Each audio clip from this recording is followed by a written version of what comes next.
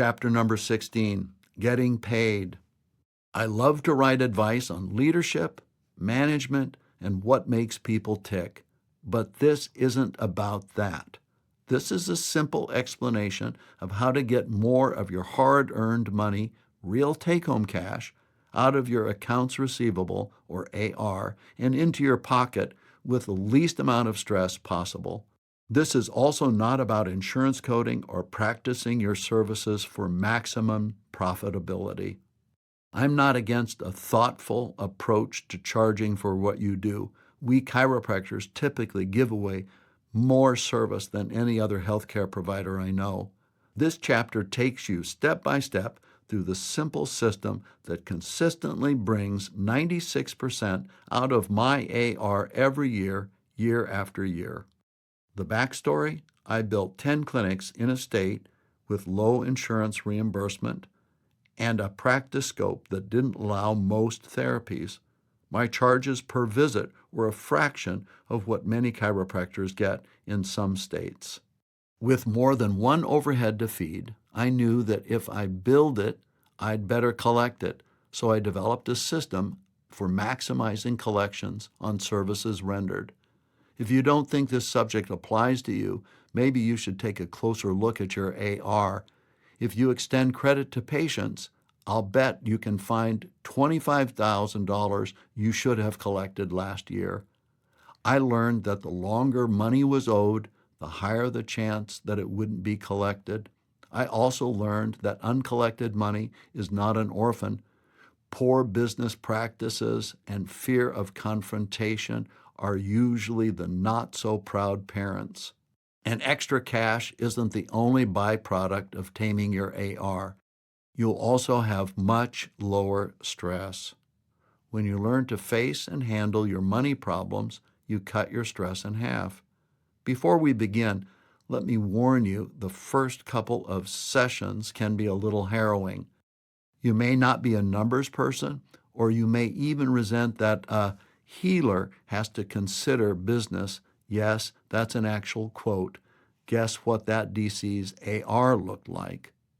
I was forced to develop my collections system by need, but whatever your reasons are, you need to do it, and it will get easier.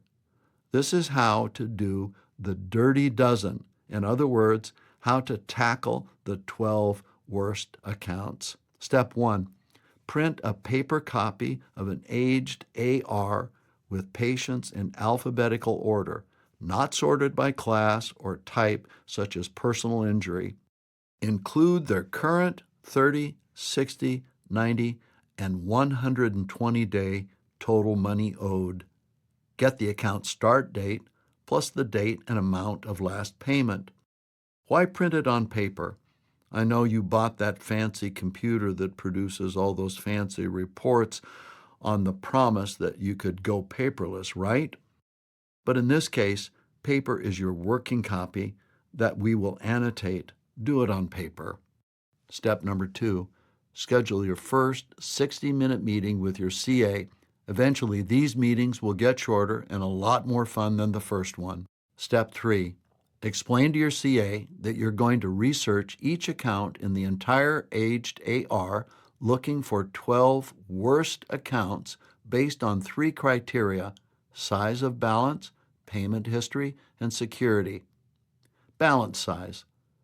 It's obvious that if you're going to take action, such as billing, rebilling, phone calls, or collection proceedings, size matters. Look at the large dollar accounts first. Payment history.